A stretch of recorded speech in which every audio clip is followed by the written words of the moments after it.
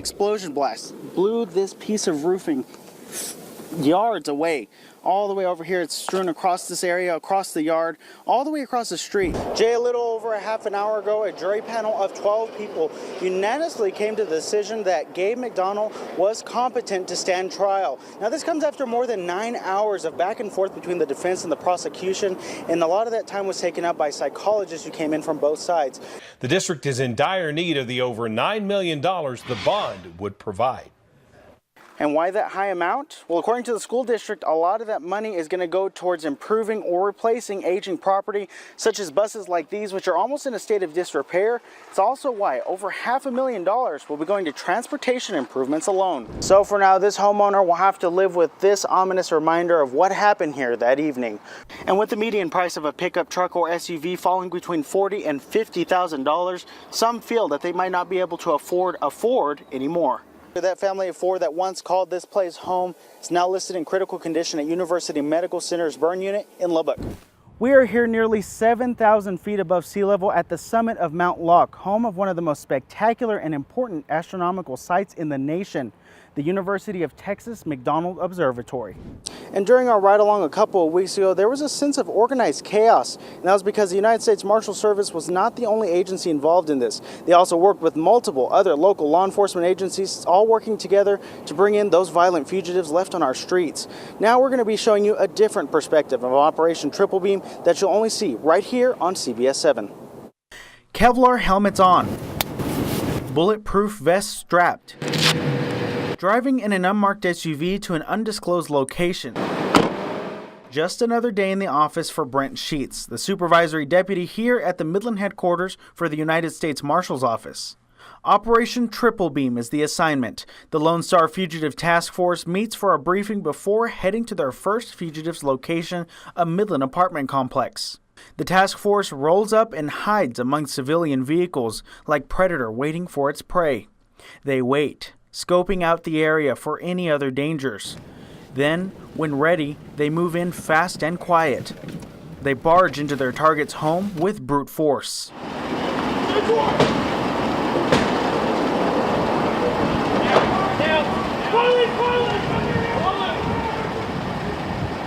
We went and looked for them and arrested them and executed those arrest warrants.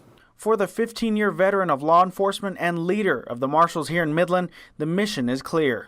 Take these people off the streets, put them in jail, and prosecute them for their crimes to make the community a safer place. Time and time again, fugitives put in cuffs and hauled off to jail. But that's just a small part of this massive undertaking. Those are just a couple of the 172. I mean, we had anything from probation violation with the original charge of kidnapping, burglary, a lot of narcotics cases that were cleared up. Now, although Operation Triple Beam has wrapped up, the Lone Star Fugitive Task Force is always on the hunt for the next fugitive. Coming up on CBS 7 News at 10, we'll be highlighting several of the nearly 200 arrests made in this operation. For now, reporting live at the Midland Federal Building, I'm Matthew Alvarez, CBS 7 News. We have continuing coverage tonight on a story we've been following for you since the beginning. Today, CBS 7 confirmed that 2 bodies found back in January in Midland County were identified as 2 teens who were reported missing. And now, family of one of them is speaking only to CBS 7. The case begins back in January when the sheriff's office learned that 2 bodies were possibly buried beneath a Midland County tree farm. Then, days upon days of digging went by before they found the remains of a boy and girl.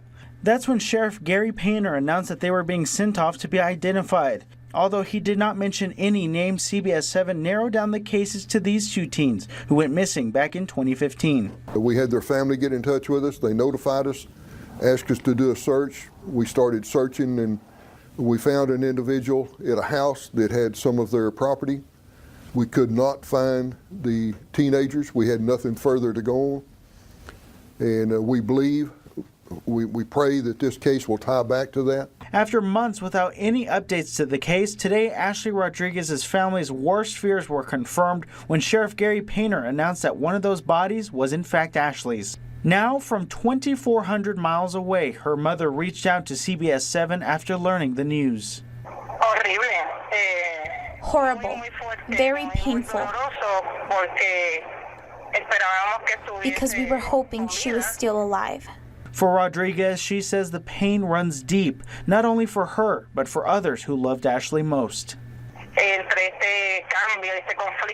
Emotionally, it has affected us a lot.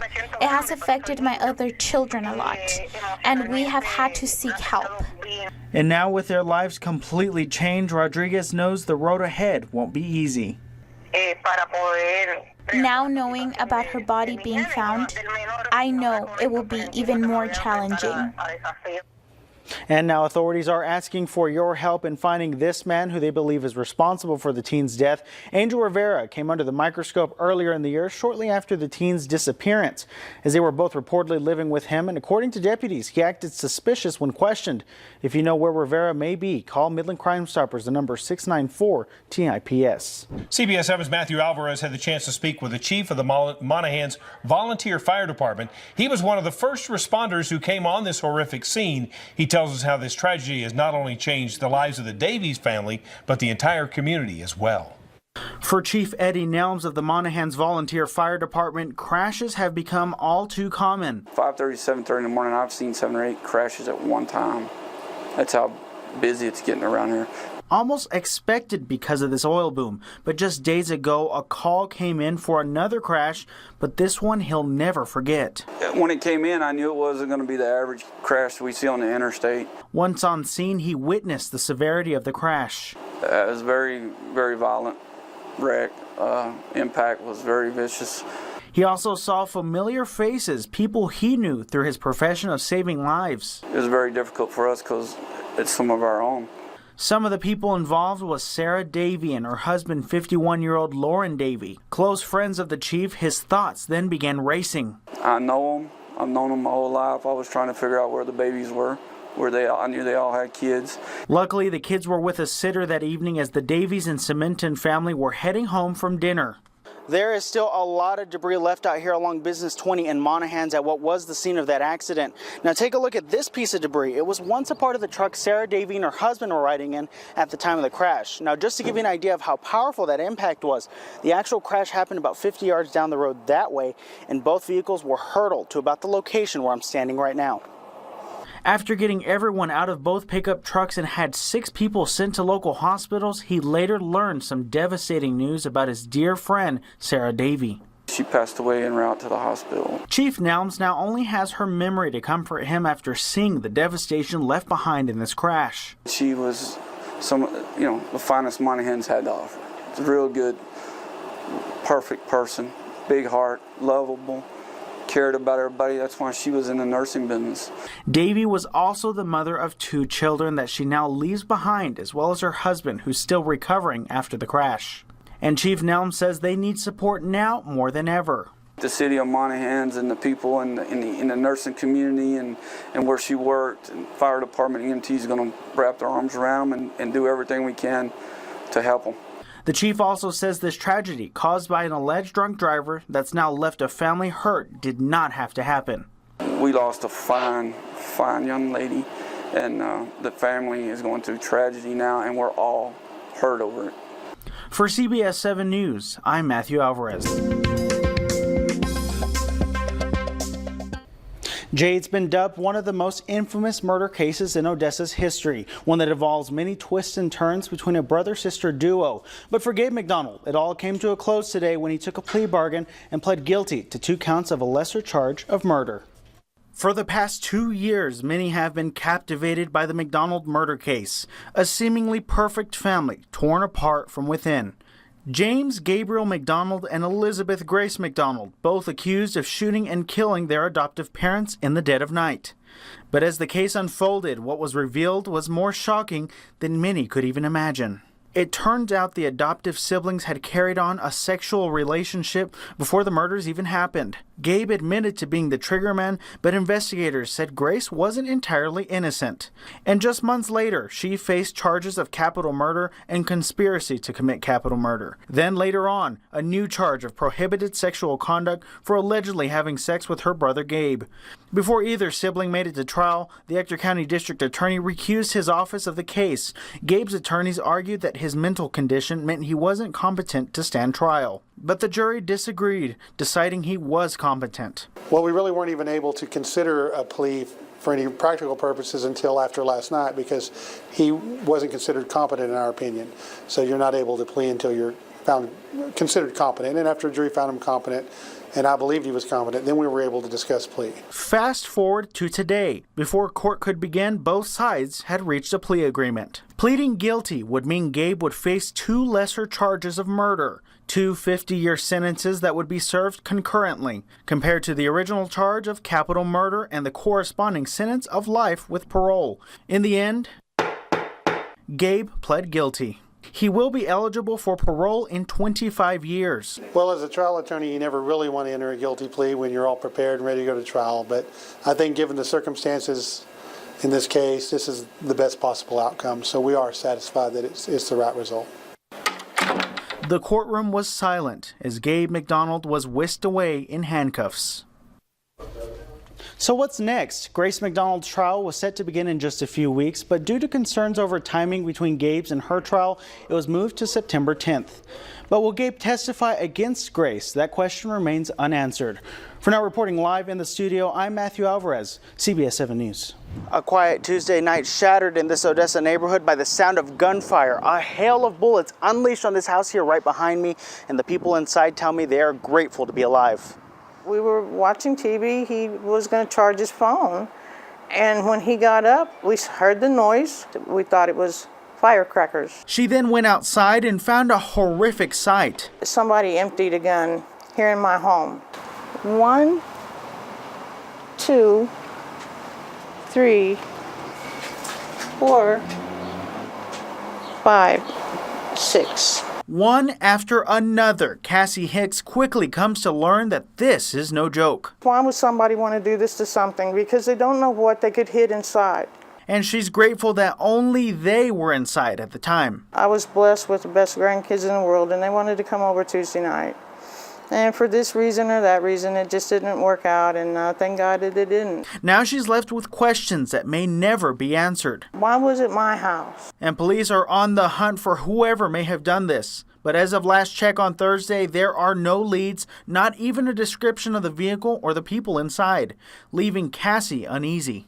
I don't know what's going to happen. We're just going to continue to take things day by day.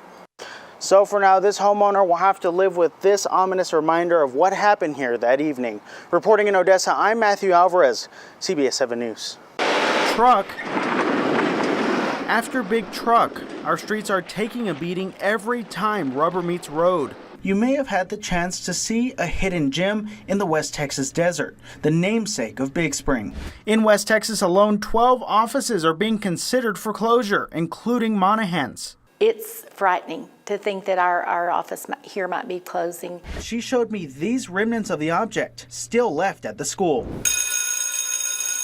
Earlier this year, the Midland School Board approved a plan they hoped would turn around 2 failing schools. But although the Sheffield EMS services are no more, the team here wants to make it clear that the volunteer fire department is here to stay. News that his family received just Saturday, July 28th. It's really hard for the family.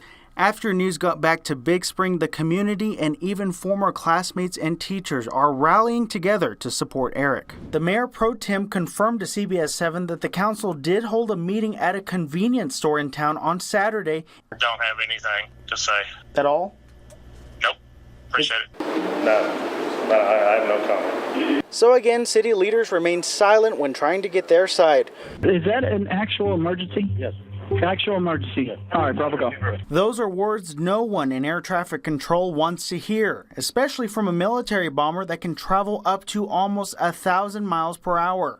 Temperatures are continuing to skyrocket with little to no relief in sight, which means West Texans are looking for ways to beat this heat. We are here nearly 7,000 feet above sea level at the summit of Mount Locke, home of one of the most spectacular and important astronomical sites in the nation, the University of Texas McDonald Observatory.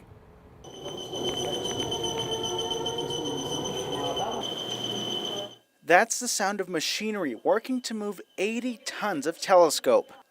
For the past 85 years, the McDonald Observatory has been making strides in astronomy. This is the Hobby Eberly telescope, currently the second largest in the entire world. Going on right behind me is cutting-edge research to answer some of the most profound questions in all of astronomy. Some of that research here includes studying Earth-like planets and even learning more about black holes. Located about 16 miles northwest of Fort Davis in the Davis Mountains, it's called one of the darkest places in the entire country, which is why astronomers here call it home. The dark skies are very important for the observatory because we need to see the things that we want to study, and the things that we want to study are these faint objects that are hundreds, thousands, millions, billions of light years away, and street lights that are a few yards away to a few miles away are going to compete with that. So whether it be getting a better view of our celestial neighbor or peering into deep space, the McDonald Observatory, even after almost a century, remains relevant in a world where technology is constantly changing. There's cutting-edge astronomical science research going on every night, every clear night of the year here in this very remote location.